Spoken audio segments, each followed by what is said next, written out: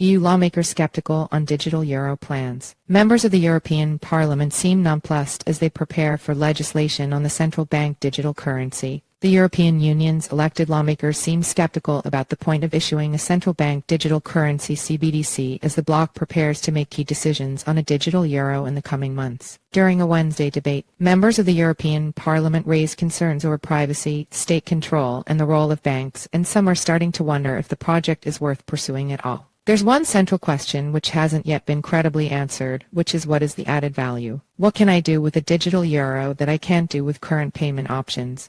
Asked Markus Ferber, economic spokesperson for the centre-right European People's Party. As long as there's no answer to this question, there's going to be a great deal of skepticism. That view appears to be shared by some in the centre-left Socialists and Democrats grouping, the next biggest in the chamber. The question we have to ask is why are we doing it and with what goal, said French lawmaker Aurore Lalac. We are jumping onto the digital bandwagon because it's fashionable and trying to deliver it with forceps. I think you need to be extremely careful. The European Central Bank ECB is set to make a formal decision about whether to issue the digital euro later this year. But officials are keen to gain lawmakers' consent for any legislation that would be needed to accompany the CBDC. If we don't provide our own solution, then we run the risk of private stablecoins or foreign central bank digital currencies filling the gap, the European Commission's Mairead McGuinness told lawmakers, adding that a digital euro could support more innovation and payments such as machine-to-machine payments. McGuinness, the commissioner responsible for financial services policy, is due to publish a bill next month that she said will cover the euro's status as legal tender, the compensation that private operators would receive for distributing the currency, and privacy, an issue that topped a 2021 ECB poll of public concerns about the plans. This is not a Big Brother project, McGuinness said. We should not address this issue to citizens in this chamber as any sense of a project of control.